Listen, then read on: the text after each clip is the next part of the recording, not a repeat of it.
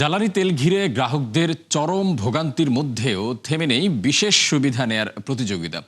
যে দৌড়ে এগিয়ে সরকারি আমলারা, ক্ষমতার দাপট দেখিয়ে কোনো রকম অপেক্ষা ছাড়াই তারা তেল নিচ্ছেন চাহিদা মতো। অন্যদিকে সবাইকে সাশ্রয়ের কথা বলে নিজেরা বাজার করার মতো ব্যক্তিগত কাজে ব্যবহার করছেন সরকারি যানবাহন। রাকিব হোসেনের রিপোর্ট, ছবি তুলেছেন শৈশব বর্মন। জ্বালানি তেল নিতে সাধারণ গ্রাহকদের এমন ভোগান্তি নিত্যদিনের। একদিকে দীর্ঘ লাইনে ঘন্টার পর ঘন্টা অপেক্ষা, অন্যদিকে চাহিদা মতো তেল না পাওয়া, সব মিলিয়ে অসহনীয় এক পরিস্থিতি চলছে মাসখানেক ধরে। মফস্বল থেকে শুরু করে রাজধানী সবখানে একই অবস্থা। তবে এই ভোগান্তি খুব একটা ছুঁতে পারেনি সরকারি কর্মকর্তাদের। বহু পাম্পে বিশেষ সুবিধায় জ্বালানি তেল দেয়া হচ্ছে তাদের গাড়িতে। আমরা যে এদিকে এত লোকজনগুলা যে আমরা কষ্ট করে থাকি, আর এই যে এই গাড়িগুলা উল্টা আইসা যে এইভাবে তেলগুলা নিতে আছে, তাহলে আমরা কি অপরাধ করছি এদের কাছে?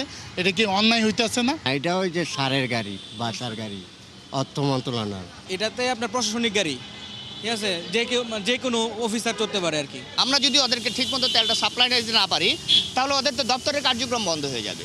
এই জন্য আমরা উল্টা দিক দিয়ে ওদেরকে আগে তেল নেওয়ার জন্য একটা সুযোগ সৃষ্টি করে দিয়েছি। আমরা সাধারণ লোক, তো সেই হিসাবে আমরা সাধারণ লাইনেই আছি। প্রশ্ন হলো, সরকারি গাড়িগুলো আমলারা কি শুধু রাষ্ট্রের কাজেই ব্যবহার করছেন? না, সংকটের এই সময়েও সরকারি গাড়ি ব্যবহার হচ্ছে ব্যক্তিগত কাজে। মোহাম্মদপুর টাউন হল বাজারে সেই প্রমাণ মিলেছে। অথচ এসব গাড়ি তেল নিতে অগ্রাধিকার পাচ্ছে রাষ্ট্রীয় জরুরি প্রয়োজন বিবেচনায়। হ্যাঁ ম্যাডাম নিজেই আসে, সাথে আমি আসি। স্যারের ব্যক্তিগত গাড়ি না, স্যার সরকারি গাড়ি নিয়ে স্যার অফিস থেকে আসছে। গাড়ি তো আমাদের পার্কিংয়ের সামনে থাকে, যে আমরা চিনা বাজানো লোক সরকারি আসছে মুরগি নেওয়ার জন্য। ওনারা বলার কিনা কম, ওনারা বেশিরভাগ পছন্দ করে নেশারি জিনিস, যেমন দেশি মুরগ, এগুলো ওনারা বেশি পছন্দ করে। দেশি হাঁস, কবুতর, এগুলো বেশি পছন্দ করে ওনারা।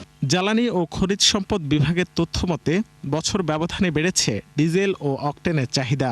বর্তমানে সরবরাহ হচ্ছে দৈনিক গড়ে 13,500 টন ডিজেল, 1400 টন অকটেন এবং প্রায় 1,500 টন পেট্রোল।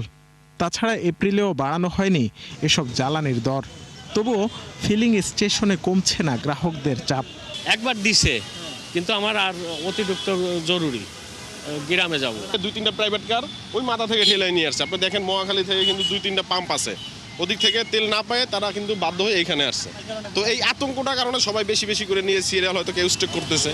মধ্যপ্রাচ্যে চলমান যুদ্ধের মাঝে জ্বালানি সাশ্রয়ে বাংলাদেশ ব্যাংক সহ একাধিক রাষ্ট্রীয় প্রতিষ্ঠান কর্মকর্তাদের ব্যক্তিগত গাড়ি ব্যবহারে নিরুৎসাহিত করে, যদিও এক্ষেত্রে কঠোর নির্দেশনা নেই সরকারের।